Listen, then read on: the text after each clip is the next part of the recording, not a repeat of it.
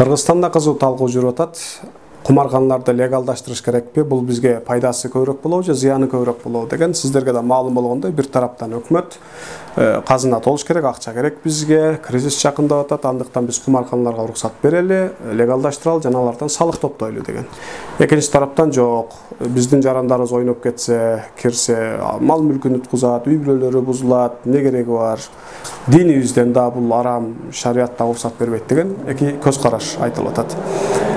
Биринчиден, кыргыз жарандары кирип ойносо чындап эле бизге зыян аябай чоң болот. Мунун кереги жок чындап эле. Дал ошол себептен кыргыз өкмөтү дагы биз кыргыз жарандарын киргизбей турган кылып коелу деп мыйзам дагы ошондой чыгыптыр. Бул жер аябай маанилүү. Чындап эле эгер кыргыз өкмөтү чечкиндүүлүк менен жана чын ыкластуулук менен кумарканаларга кыргыз жарандарын киргизбей турган болсо, максималдуу түрдө коргой турган болсо, анда иштетип, ачып, акчасын ала бергенге мен кызыктармын. Туура эле болот го деп турам. Себеби бардык эле адамдар мусулман эмес дүйнөдө. Бардык эле адамдар мусулман болуп туруп деле мусулманчылыктын ушундай кызыкчылыктарын тыкыр, мусулманчылыктын принциптерин тыкыр карманып жашайм деген адам саналуу эле тилекке каршы. Дал ошол себептен менин акчам бар, келип кумар ойногум келет, башка мага мындай акыл үйрөтпөгүлө, кереги жок деген адамдарга эмне үчүн болбосун? Анда биз шартты түзүп берели, алар келип ойносун, биз салыгыбызды алалы дегендей. Бул туура эле болот деген ойдомун. Бирок ошол эле учурда бул арам оюн, арам оюндан алынган салык да арам, ал казынага түшкөндө арам акча. Анан биз аны жесек арам, биз арамга аралашыбыз келбейт деген көз караш дагы деле ой, актуалдуу ойдон калды да. Чындап эле арамга кыпындай аралашпай жашагыбыз келет баарыбыздын эле. Мусулман катары баарыбыздын эле оюбуздан өткөн нерсе ошол. Айтайын дегеним, мусулман коомчулугу дүйнөдө бүгүн арамдан толугу менен категориялык оолак жашай турган бир системасы жок.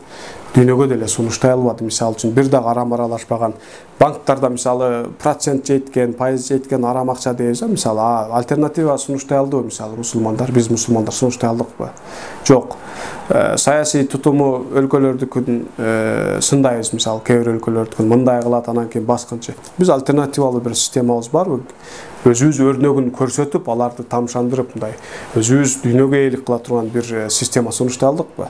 Саясий тутуму, мамлекеттик машиналардын иштөө тартиби, экономиканын машинасы, маданий жак дегеле бардык жакта. Дал ошол себептен биз кандайдыр бир башка бир системанын ичинде жашап атабыз. Бул жерде кээ бир нерселерге көз жумуш керек болсо, көз жумуш керек болот. Эгер пайдасы зыянынан кыйла көп.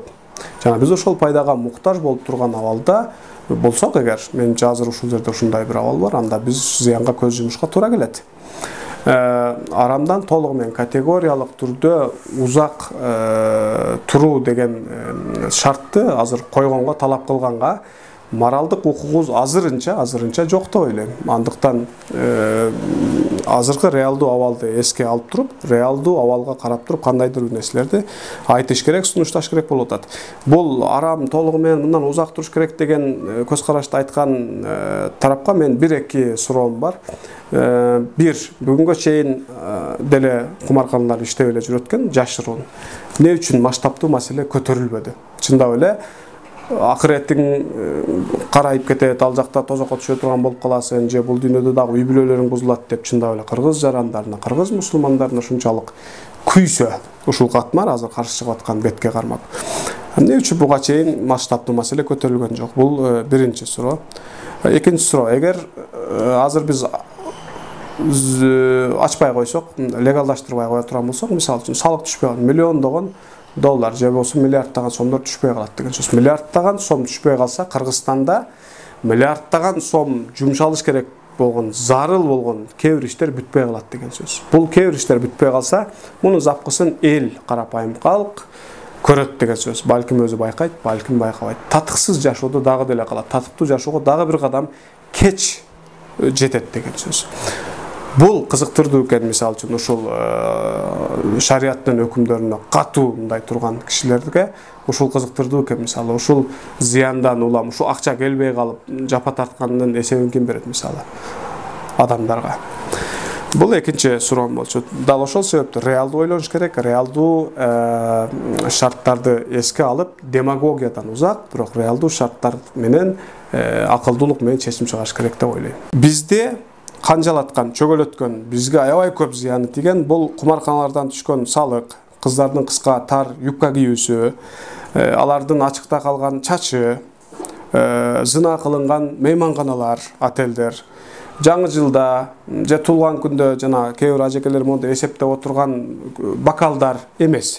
Бизге зыян берген, канжалаткан, башкача айтканда биздин душманыбыз деп койсок да боло турган бир эле нерсе бар: караңгылык, түркөйлүк. Дал ошол себептүү биз ушул кумарканага уруксат берип койсок, адамдарыбыз бузулуп кетет экен деп жанагы болушак эненин баласы ыйлак болгондон болбой, биз ошол кумарканалар ачылган учурда дагы зына кылынган отелдер акырына чейин эшиги ачык, ичимдик сатылган дүкөндөр ачык турулган учурда дагы өзүнүн түз жолунан тайбай жашай ала турган эрктүү, билимдүү, максаттуу жашай алган коомду тарбиялап чыгаруу болуш керек деп ойлойм башкы максатыбыз. Андыктан агартууга салым өтө чоң болуш керек. Ошол агартуу менен кете турган болсок, биз буга окшогон майда чүйдө маселелерден зыян тартпай өнүгүүгө өтүп кете беребиз деп ойлойм. Рахмат.